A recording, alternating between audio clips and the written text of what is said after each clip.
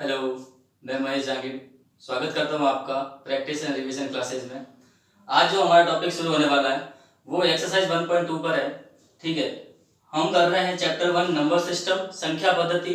अभी तक मैंने एक्सरसाइज 1.2 का इंट्रोडक्शन पार्ट तक मैंने कंप्लीटली जो है वीडियोस अपलोड किए हैं। ठीक है, आप उनको देखिए, आपको चीज़ें बहुत अच्छे से समझ में आएगी।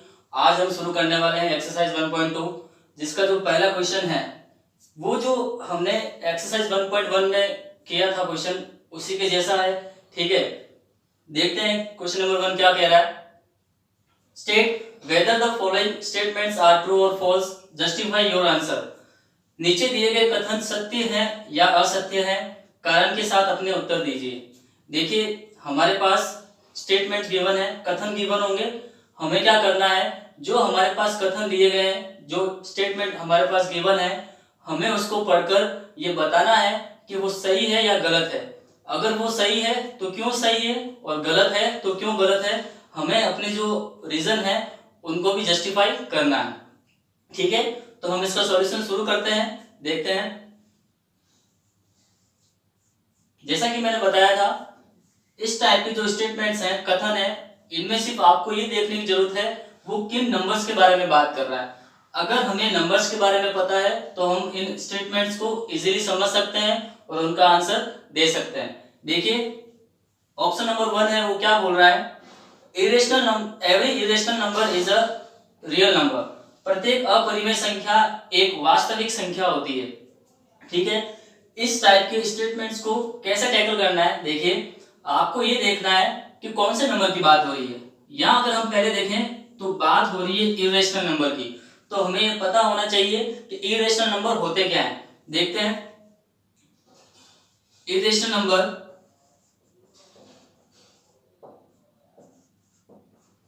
अगर हम इसकी डेफिनेशन को देखें तो इरेशनल नंबर वो नंबर्स होते हैं जिनको हम p अपॉन q की फॉर्म में नहीं लिख सकते।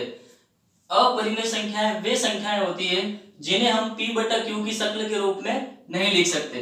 ठीक है, अब देखिए, मैंने इरेशनल नंबर को पिछले जो 2 वीडियोस हैं मैंने अपलोड किए हैं, अच्छे से उनको डीपली समझा रखा है।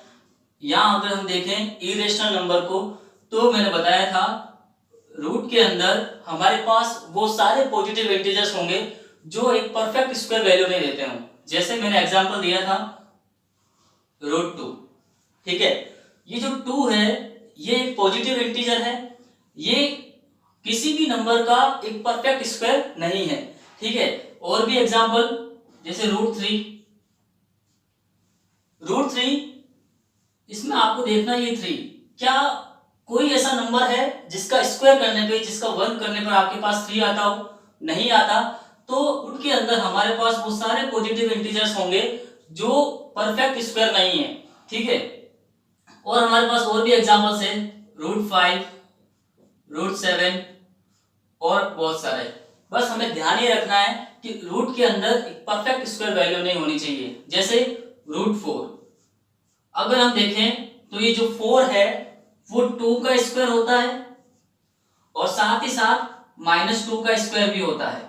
ठीक है, 2 का स्क्वायर भी क्या होता है 4 और -2 का स्क्वायर भी क्या होता है 4। इसीलिए आपने देखा होगा कि जब भी रूट के अंदर वैल्यू अगर परफेक्ट स्क्वायर है तो ये सोल्व होकर प्लस और माइनस दोनों वैल्यू लिखी जाती है। ठीक है, रीजन मैंने बताया है ये, क्योंकि -2 का अगर आप स्क्वायर करते हैं, ये रूट का मतलब क्या होता है, रूट का मतलब यही है कि आपके पास जो अंदर वैल्यू है रूट के अंदर वो किसका स्क्वायर करने पे आ रही है, कौन से नंबर का वर्ग करने पे आ रही है। ठीक है, तो 2 का स्क्वायर करने पे भी क्या आता है 4 और -2 का स्क्वायर करने पे भी क्या आता है 4। तो हम कह सकते हैं कि √4 जो है प्लस का 2 या फिर माइनस का 2 दोनों हो सकते हैं।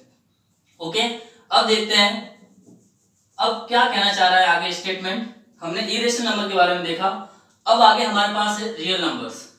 अब क्या है हमारे पास रियल नंबर्स, हमें रियल नंबर के बारे में पता होना चाहिए। ठीक है, तो हमने देखा था जो हमारे पास रियल नंबर्स होते हैं, जो हमारे पास रियल नंबर्स होते हैं मेनली 2 पार्ट्स में डिवाइडेड है। वो जो पहला पार्ट है हमारे पास वो है हमारे पास रेशनल नंबर का, वो हमारे पास है रेशनल, और जो सेकंड है वो है हमारे पास इरेशनल। ठीक है, तो हम कह सकते हैं कि रियल नंबर जो है वो रेशनल और इरेशनल दोनों से मिलकर बना हुआ है, यानी कि हर एक इरेशनल नंबर क्या होगा हमारे पास, रियल नंबर होगा, और हर एक रेशनल नंबर भी हमारे पास क्या होगा, रियल नंबर होगा। क्योंकि ये जो दोनों रेशनल और इरेशनल है वो किसका पार्ट है, वो रियल नंबर का ही पार्ट है। ठीक है, तो यहां पे अब देखते हैं स्टेटमेंट क्या कह रहा है, every irrational number is a real number. Yes, प्रत्येक अपरिमेय संख्या एक क्या होती है, वास्तविक संख्या होती है। क्यों होती है, क्योंकि ये जो हमारे पास इरेशनल नंबर है वो किसका पार्ट है, रियल नंबर, यानी कि वास्तविक संख्याओं का ये क्या है, समूह है। तो हम कह सकते हैं yes, every irrational number is a real number. और क्यों, ये रीजन मैंने डीपली बता रखा है। लैंग्वेज आप अपने हिसाब से कुछ भी लिख सकते हैं, ऐसा कहीं परफेक्ट नहीं है कि वही लैंग्वेज लिखें जो आपको किसी एक टीचर ने बता रखी हो। अगर आपने चीजें आसानी से समझ रखी है तो आप लैंग्वेज बना सकते हैं। ठीक है, उम्मीद करता हूं ये ऑप्शन आपको समझ में आया होगा। अब हम बात करते हैं अगले ऑप्शन नंबर 2 की। तो हमारा दूसरा पॉइंट है, क्या कह रहा है स्टेटमेंट देखिए, every point on the number line is of the form root m where m is a natural number. संख्या रेखा का प्रत्येक बिंदु रूट एम के रूप का होता है जहां एम एक प्राकृत संख्या है। देखिए ये स्टेटमेंट क्या कहना चाह रहा है, इसको हम शुरू करते हैं। बात कर रहा है नंबर लाइन की, every point on the number line. तो हमें पहले नंबर लाइन को देखना है। देखिए मैं एक नंबर लाइन बनाता हूं, 0 1 2 3 4 और ऐसे करते आगे पॉजिटिव इंटीजर इन्फिनिटी तक। फिर इधर लेफ्ट साइड में -1 -2 -3 -4 और इधर माइनस इंफिनिटी तक। अच्छा, अब आते हैं स्टेटमेंट के ऊपर, क्या कह रहा है, every point on the number line. इस नंबर लाइन पर जितने भी पॉइंट हैं, जैसे यहाँ पे अभी दिख रहा है आपको 0 1 2 3 4, तो 0 1 2 ये पॉइंट्स हैं। ठीक है, अब खाली जरूरी नहीं है कि 0 1 2 3 4 यही पॉइंट हो।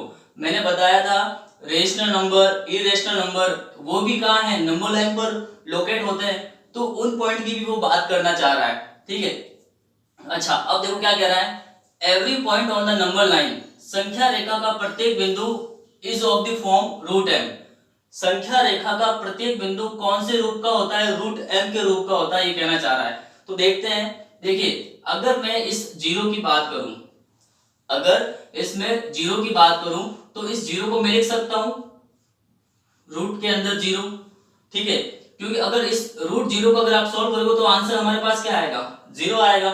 ठीक है, अब देखिए इस वन को मैं लिख सकता हूं रूट वन, इस वन को मैं लिख सकता हूं रूट वन, इस टू को मैं क्या लिख सकता हूं रूट फोर, इस थ्री को मैं क्या लिख सकता हूं रूट नाइन, इस फोर को मैं क्या लिख सकता हूं रूट 16। तो यहां हम एक चीज देखें तो देखो ये वन से जो हमारे पास नंबर शुरू हो रहे हैं, ये 1 2 3 4 ये सारे हमारे पास क्या है, नेचुरल नंबर है। 1 2 3 और 4 ये सारे क्या है, प्राकृत संख्या है। तो इन प्राकृत संख्याओं को हम रूट के अंदर लिख सकते हैं। ठीक है, देखो यहाँ मैंने लिखा रूट 1 रूट 4 रूट 9 रूट 16। तो क्या इन 1 4 9 16 इन सबको मैं अगर मैं m बोल दूं तो क्या ये रूट m के फॉर्म में हो गए हैं क्या, है ना। तो ये जो 1 2 3 4 ये सारे नंबर तो हम रूट m के फॉर्म में लिख चुके हैं। लेकिन अब ये कह रहा है कि जहां m क्या है, एक नेचुरल नंबर है, एक प्राकृतिक संख्या है, प्राकृत संख्या, तो 1 4 9 16 ये सारे नेचुरल नंबर भी हैं। ओके, लेकिन अगर मैं इसकी बात करूं जीरो की, तो इस जीरो को भी मैंने किसकी फॉर्म में लिखा है, अंडर रूट। ठीक है, तो रूट की फॉर्म में लिखा है, लेकिन क्या जीरो आपके पास एक नेचुरल नंबर है क्या, जीरो नेचुरल नंबर होता है क्या, जीरो नेचुरल नंबर नहीं है, जीरो एक होल नंबर है। तो इस होल नंबर को भी हमने रूट m की फॉर्म में कन्वर्ट कर दिया। अब देखिए एक चीज और, अगर मैं जीरो के लेफ्ट साइड में आता हूं तो मेरे पास क्या है -1। क्या -1 को हम ऐसे लिख सकते हैं रूट के अंदर 1, नहीं लिख सकते ना, रूट 1 की वैल्यू तो 1 होती है। तो -1 √1 नहीं लिखा जा सकता। तो कहने का मतलब ये है कि अगर मैं इनको अगर रूट के अंदर अगर रखूं, -1 को अगर मैंने रूट के अंदर रखा तो ये हमारा तो क्या हो गया, ये तो एक इमेजिनरी नंबर हो गया। ठीक है, मैंने बताया था रूट के अंदर अगर हमारे पास कोई नेगेटिव वैल्यू आ जाती है, कोई नेगेटिव नंबर होता है, तो वो कौन सा होता है, इमेजिनरी नंबर होता है। और इमेजिनरी नंबर को क्या हम नंबर लाइन पर लोकेट कर सकते हैं, इमेजिनरी नंबर को हम नंबर लाइन पर लोकेट नहीं कर सकते। ठीक है, तो यहाँ हमें पता चल चुका है कि ये जो हमारे पास स्टेटमेंट गिवन है, ये जो कथन दिया गया है, ये क्या है, ये बिल्कुल गलत है। ये क्या है, फॉल्स, मतलब ये कथन जो है वो सही नहीं है। क्यों सही नहीं है, क्योंकि हमने अभी देखा है, या तो आप इसका भी एग्जांपल ले सकते हैं जीरो का, कि जीरो जो है वो √m की फॉर्म में तो कन्वर्ट हो रहा है, लेकिन जीरो एक नेचुरल नंबर नहीं है, एक प्राकृत संख्या नहीं है। आप ये भी आंसर दे सकते हैं, ये भी जस्टिफाई कर सकते हैं, या फिर आप ये भी देख सकते हैं कि जो माइनस वाली वैल्यूज है, जो नेगेटिव वैल्यू है, वो कभी भी √m के फॉर्म में कन्वर्ट नहीं हो सकती, वो कभी भी √m के फॉर्म में कन्वर्ट नहीं हो सकती। क्यों नहीं हो सकती, अगर इनको नेगेटिव वैल्यू को मैंने रूट के अंदर अगर लिख दिया तो ये हमारे पास कौन सी हो जाती है नंबर, ये हमारे पास इमेजिनरी नंबर हो जाती है। ठीक है, आई होप ये समझ में आया होगा। आप चाहें तो इतना भी आंसर दे सकते हैं, ठीक है, या फिर आप एडिशनल ये माइनस वाले जो नंबर्स है इनका भी आप एग्जांपल लेकर बता सकते हैं। ठीक है, अगर मैं लिखना चाहूं तो इन नेगेटिव नंबर को मैं लिखता हूं। देखिए, हम दे सकते हैं जस्टिफिकेशन, क्या लिख सकते हैं, no negative number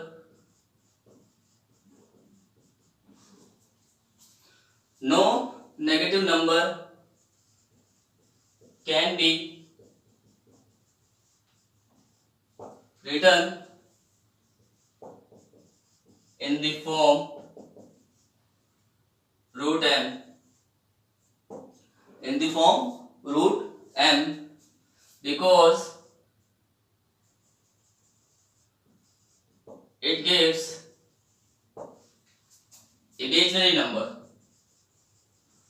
it gives imaginary number. ठीक है, हमारे पास कोई भी ऐसी जो ऋणात्मक संख्या है उसको हम √m के रूप में नहीं लिख सकते, क्योंकि ये हमें क्या देता है, एक काल्पनिक संख्या देता है। ठीक है, अब हम आगे चलते हैं ऑप्शन नंबर 3 पर। देखिए, हमारे पास जो थर्ड ऑप्शन है, जो थर्ड स्टेटमेंट है, वो क्या कह रहा है, every real number is an irrational number, प्रत्येक वास्तविक संख्या एक अपरिमेय संख्या होती है। बहुत ही इजी है ये। देखिए, यहां बात कर रहा है एवरी रियल नंबर, जो हमारे पास रियल नंबर्स हैं, जो हमारे पास वास्तविक संख्याएं हैं, वो दो टाइप की होती है। रियल नंबर्स जो है वो दो टाइप की नंबर से कंसिस्ट होता है। कौन सा, एक हमारे पास है रेशनल, यानी कि परिमेय, और जो दूसरा नंबर है हमारे पास वो इरेशनल है, वो हमारे पास क्या है, इरेशनल, यानी अपरिमेय। ठीक है, यानी कि हम ये कह सकते हैं कि जो रियल नंबर्स है वो रेशनल नंबर और इरेशनल नंबर दोनों से मिलकर बने हैं। ठीक है, अब देखते हैं आगे बात कर रहा है इरेशनल नंबर। ठीक है, तो देखिए वापस स्टेटमेंट को, एवरी रियल नंबर, हर एक वास्तविक संख्या क्या होती है, अपरिमेय संख्या होती है। लेकिन अगर मैं देखूं तो जो रियल नंबर्स है, वास्तविक संख्या है, उसके अंदर रेशनल नंबर भी आ रहे हैं और उसके अंदर इरेशनल नंबर भी आ रहे हैं। तो रियल नंबर तो रेशनल और इरेशनल दोनों से मिलकर बने हैं। तो क्या हम ये बता सकते हैं, क्या हम कह सकते हैं क्या कि जो रियल नंबर्स हैं वो सारे के सारे क्या हैं, इरेशनल नंबर है? ये थोड़ी कह सकते हैं हम। रियल नंबर तो रेशनल और इरेशनल दोनों के मिलकर बने हुए हैं। रियल नंबर जो वास्तविक संख्या है वो रेशनल यानी कि परिमेय संख्या है, और इरेशनल नंबर यानी अपरिमेय संख्या है, इन दोनों से मिलकर बना हुआ है। देखो, अगर मैं नंबर लाइन को देखूं 0 1 2 ठीक है, और इधर -1 -2 और चलती जा रही है। तो 0 1 2 -1 -2 ये सारे इंटीजर्स हैं, और ये सारे इंटीजर्स से क्या होते हैं, रेशनल नंबर होते हैं, बताया था मैंने। और जो इरेशनल नंबर होते हैं वो रूट के अंदर पॉजिटिव इंटीजर्स सारे, जो परफेक्ट स्क्वायर वैल्यू को छोड़ के, जैसे मैं बताया था जो √2 है, ठीक है, तो वो √2 यहीं कहीं आएगा, रूट हमारे पास कहाँ आएगा, यहीं कहीं, तो ये है हमारे पास √2। अब ऐसे ही √2 √3, तो ये सारे मिलके ये कौन है, कौन देता है हमें, ये वास्तविक संख्या देता है। तो इस केस में यहाँ पे इरेशनल नंबर आ गए, और इधर हमारे पास ये क्या है, रेशनल नंबर भी है। तो ये दोनों जो है, ये दोनों मिलके वास्तविक संख्याएं दे रहे हैं। खाली इरेशनल नंबर वास्तविक संख्याएं नहीं है, रेशनल नंबर भी क्या है, वास्तविक संख्याएं। तो रियल नंबर, सारे रियल नंबर इरेशनल नंबर नहीं होते हैं। क्यों? क्योंकि इसमें ये जो 0 -1 -2 1 ये तो रेशनल नंबर भी है। तो हम ये कह सकते हैं, ये जो स्टेटमेंट है वो हमारे पास क्या है, फॉल्स, यानी कि क्या है, गलत है। ठीक है, उम्मीद करता हूं कि ये ऑप्शन आपको समझ में आया होगा। अब हम चलते हैं क्वेश्चन नंबर 2 पर। देखिए क्वेश्चन नंबर 2 क्या कह रहा है, are the square roots of all positive integers irrational, क्या सभी धनात्मक पूर्णांकों के वर्गमूल अपरिमेय होते हैं? If not, give an example of the square root of a number that is a rational number. यदि नहीं तो एक ऐसी संख्या के वर्गमूल का उदाहरण दीजिए जो एक परिमेय संख्या है। बहुत ही इजी क्वेश्चन है। देखिए सॉल्यूशन शुरू करते हैं हम इसका। क्या कहना चाह रहा है, are the square roots of all positive integers. तो हमारे पास हमको देखना है ये जो पॉजिटिव इंटीजर्स है, ठीक है, पॉजिटिव इंटीजर्स बोलिए आप, चाहे नेचुरल नंबर बोलिए आप, या फिर काउंटिंग नंबर बोलिए आप, तीनों का मतलब क्या है, एक ही होगा। ऐसा नहीं है कि पॉजिटिव इंटीजर ही लिखा है, यहाँ पे नेचुरल नंबर्स भी लिखा हुआ हो सकता है, काउंटिंग नंबर्स भी लिखा हुआ हो सकता है। तो देखते हैं हम पॉजिटिव इंटीजर्स, नेचुरल नंबर और काउंटिंग नंबर्स कहां से लेके कहां तक होते हैं। अगर मैं पॉजिटिव इंटीजर्स की बात करूं, अगर मैं धनात्मक पूर्णांकों की बात करूं, तो ये हमारे पास 1 2 3 और ऐसे चलते चलते हम पॉजिटिव इंफिनिटी तक, ठीक है, 1 2 3 4 5 चलते चलते पॉजिटिव इंफिनिटी, ये सारे हमारे पास क्या होते हैं, पॉजिटिव इंटीजर्स होते हैं, नेचुरल नंबर्स होते हैं। ठीक है, अब ये बोल रहा है इनका आपको क्या करना है, स्क्वायर रूट्स करना है। ठीक है, are the square roots of all positive integers irrational. अगर मैं देखूं, मैंने ये 1 उठाया, ठीक है, तो मैं 1 लेता हूं और इस 1 का मुझे क्या करना है, स्क्वायर रूट करना है। ठीक है, स्क्वायर रूट किया तो देखो स्क्वायर रूट के अंदर जो भी नंबर होता है उसका मतलब क्या, मैंने बताया था कि वो नंबर खुद से मल्टीप्लाई कितना, 2 टाइम, देखो √1 × 1, तो ये सॉल्व होके हमारे पास क्या देगा, वैल्यू 1। तो ये जो नेचुरल नंबर हमारे पास 1 था, जो पॉजिटिव इंटीजर हमारे पास 1 था, धनात्मक पूर्णांक, ये अगर मैं इसका वर्गमूल करता हूं तो मेरे पास इसका वैल्यू क्या आएगा, 1 आएगा। ठीक है, अब मैं लेता हूं ये 2, तो ये लिया मैंने 2 और 2 का क्या करना है, मुझे स्क्वायर रूट, मुझे क्या करना है इसका वर्गमूल। तो रूट क्या है, ये तो एक इरेशनल नंबर है, ये इसका सोल्व होके हमारे पास 2 वैल्यू नहीं आएगी। ठीक है, अब मैं लेता हूं 3, अगर मैंने 3 का स्क्वायर रूट लिया, अगर मैंने 3 का वर्गमूल लिया तो ये इसी टाइप का होगा, ये भी एक क्या इरेशनल नंबर होगा। और अगर मैं आगे 4 लेता हूं तो देखो 4 का अगर मैं स्क्वायर रूट करता हूं, 4 का अगर मैं वर्गमूल करता हूं तो मेरे पास ये सॉल्व होके क्या आएगा, 2 आएगा। और 2 क्या है मेरे पास, एक इरेशनल नंबर होता है, ये इरेशनल नंबर नहीं होता। ठीक है, तो ये जो सारे एग्जांपल्स है ये मैंने एक एक लेकर आपको बताए हैं। 1 का स्क्वायर रूट करोगे तो क्या आएगा, 2 का, 3 का, 4 का।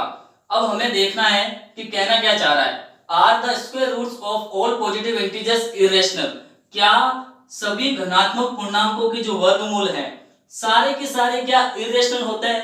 हमने ये देखा जो √1 है इस रूट 1 का जो स्क्वायर रूट है वो क्या होता है, 1 होता है। उसी टाइप से रूट 4 का स्क्वायर रूट क्या होता है, 2 होता है। तो 1 और 4 दोनों ही पॉजिटिव इंटीजर है, लेकिन इनका स्क्वायर रूट हमें क्या दे रहा है, हमें ये क्या दे रहा है, रेशनल नंबर दे रहा है। 1 और 4 का जो वर्गमूल है वो हमें क्या दे रहा है, एक परिमेय संख्या दे रहा है, अपरिमेय संख्या नहीं दे रहा है। तो हम ये कह सकते हैं कि सभी धनात्मक पूर्णांकों के जो वर्गमूल होंगे वो अपरिमेय नहीं होते। ठीक है, क्या अपरिमेय नहीं होते। अगर नहीं होते तो हमें एक एग्जांपल देना है। मैंने रूट 1 का भी दे दिया एग्जांपल और रूट 4 का भी दे दिया एग्जांपल। ठीक है, तो उम्मीद करता हूं ये आपको समझ में आया होगा। अब हम मूव करते हैं क्वेश्चन नंबर 3 की ओर। क्वेश्चन नंबर 3 हमारे पास है, so how root 5 can be represented on the number line. दिखाइए कि संख्या रेखा पर रूट 5 को किस प्रकार निरूपित किया जा सकता है। मैंने इरेशनल नंबर को नंबर लाइन पर कैसे लोकेट करते हैं ये इसका पूरा वीडियो अपलोड किया हुआ है, आप उस वीडियो को जाकर देखिए, आपको अच्छे से चीजें समझ में आएगी। और इस रूट 5 को, ये जो हमारे पास क्वेश्चन है क्वेश्चन नंबर 3, इसको करने में बहुत ही आसानी होगी। देखिए कैसे इसको रिप्रेजेंट कर सकते हैं नंबर लाइन पर। सॉल्यूशन शुरू करते हैं हम इसका। हमें रूट 5 को नंबर लाइन पर डिनोट करना है। तो देखिए हमें रूट 5 को देखना है। मैंने बताया था कि हमारे पास कोई भी इरेशनल नंबर हो, इरेशनल नंबर क्या, रूट के अंदर positive integer except perfect square value, root के अंदर धनात्मक पूर्णांक और उन धनात्मक पूर्णांकों को छोड़ना है जो एक परफेक्ट वर्ग देता हो किसी नंबर का। तो मैंने बताया था कि अगर मुझे रूट n को नंबर लाइन पर अगर लोकेट करना है तो मेरे पास किसकी वैल्यू पता होनी चाहिए, मेरे पास रूट n-1 की वैल्यू होनी चाहिए। ठीक है, अब देखिए यहाँ जो n है मेरे पास कौन है, 5। तो अगर मुझे रूट n-1 चाहिए तो मुझे क्या करना पड़ेगा, n की जगह कौन, 5 यानी कि रूट 4, और रूट 4 की वैल्यू क्या है हमारे पास, 2 है। ठीक है, अब देखिए एक नंबर लाइन में बनाता हूं।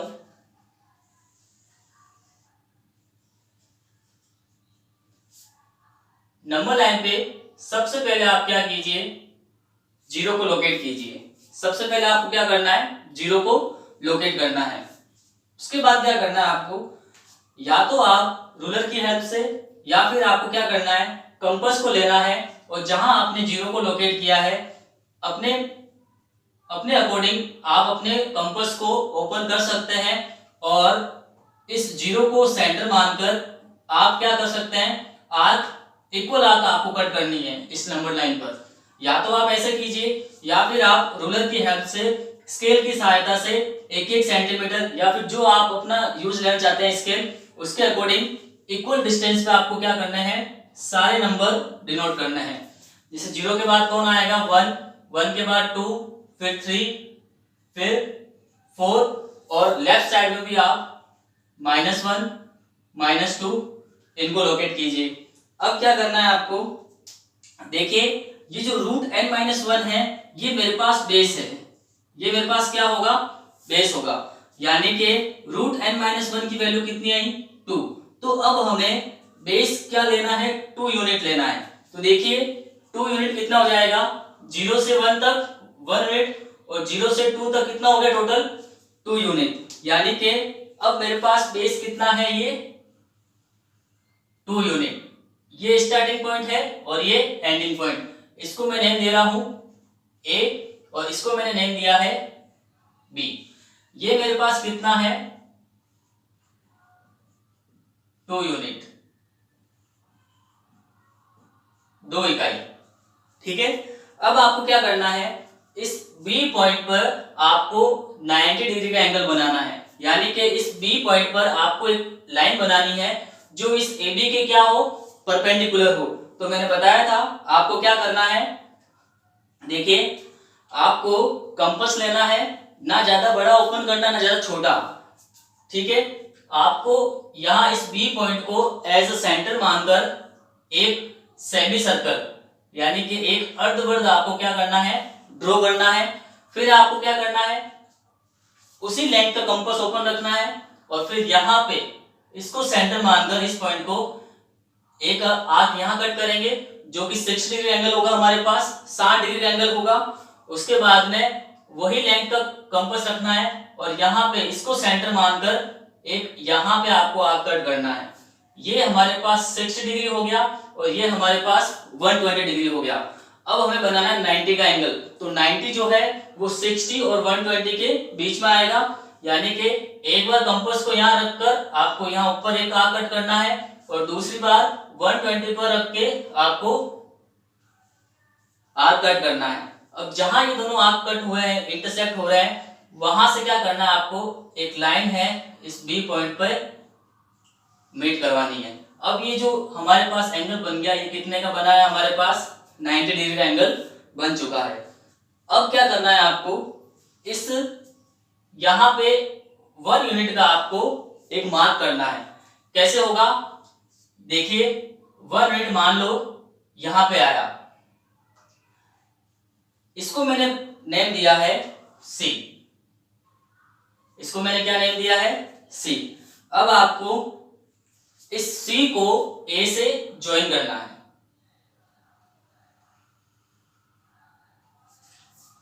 सी को ए से आपको मिलाना है।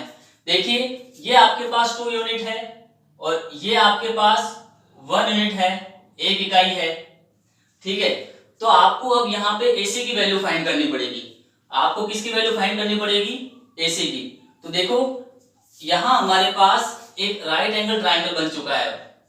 यहाँ ABC एक समकोण त्रिभुज बना है। तो इस समकोण त्रिभुज में, राइट एंगल ट्राइंगल में, मैंने बताया था अगर हमारे पास कोई भी 2 साइड्स गिवन हो और तीसरी साइड अगर हमें फाइंड करनी हो तो हमारे पास कौन सी थ्योरम है, पाइथागोरस थ्योरम है, ठीक है। क्या बोलती है पाइथागोरस थ्योरम, अब यहां आपको पाइथागोरस थ्योरम लेनी है यूज में। इन ट्राइंगल ABC, त्रिभुज ABC में पाइथागोरस प्रमेय के द्वारा, देखिए क्या कह रही है पाइथागोरस थ्योरम, AC का जो स्क्वायर होगा, जो मेरे पास हाइपोटेन्यूज का स्क्वायर होगा, कर्ण का स्क्वायर होगा, वो राइट एंगल ट्राइंगल में बेस का स्क्वायर प्लस परपेंडिकुलर का स्क्वायर के सम के इक्वल होगा। बेस कौन, आधार, आधार कौन है मेरे पास, AB का स्क्वायर प्लस परपेंडिकुलर लंब कौन है मेरे पास, BC, तो BC का स्क्वायर। देखिए AB हमारे पास कितना है, 2 यूनिट, तो 2 का स्क्वायर प्लस BC हमने 1 यूनिट बनाया था 1 इकाई का, तो 1 का स्क्वायर। 2 का स्क्वायर होता है 4 प्लस 1 का स्क्वायर होता है 1, तो 4 प्लस 1 कितना हुआ, 5। ये हाइपोटेन्यूज की वैल्यू नहीं आई है, ये तो हाइपोटेन्यूज के स्क्वायर की वैल्यू आई है। AC का स्क्वायर कितना है, 5। अगर मुझे AC चाहिए तो यहां से अगर स्क्वायर हटेगा तो सामने क्या लग जाएगा, रूट, तो वैल्यू क्या आई AC की, √5। तो हमारे पास AC की हमारे पास क्या वैल्यू आई है, √5।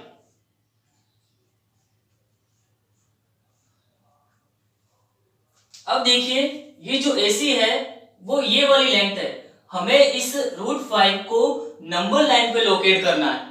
हमें क्या करना है, इस √5 को नंबर लाइन पे, जैसे देखो ये 1 2 3 ये नंबर लाइन पे लोकेट हो रखे हैं, उसी टाइप से √5 को हमें क्या करना है, नंबर लाइन पे लोकेट करना है।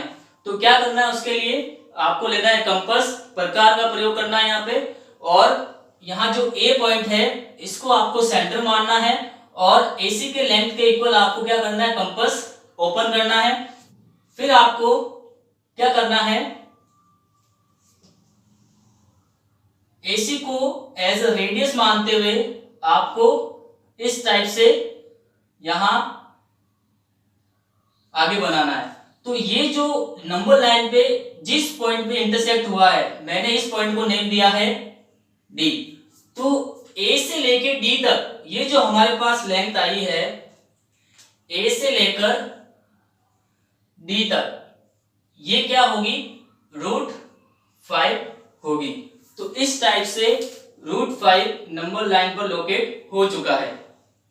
उम्मीद करता हूं ये आपको अच्छे से समझ में आया होगा।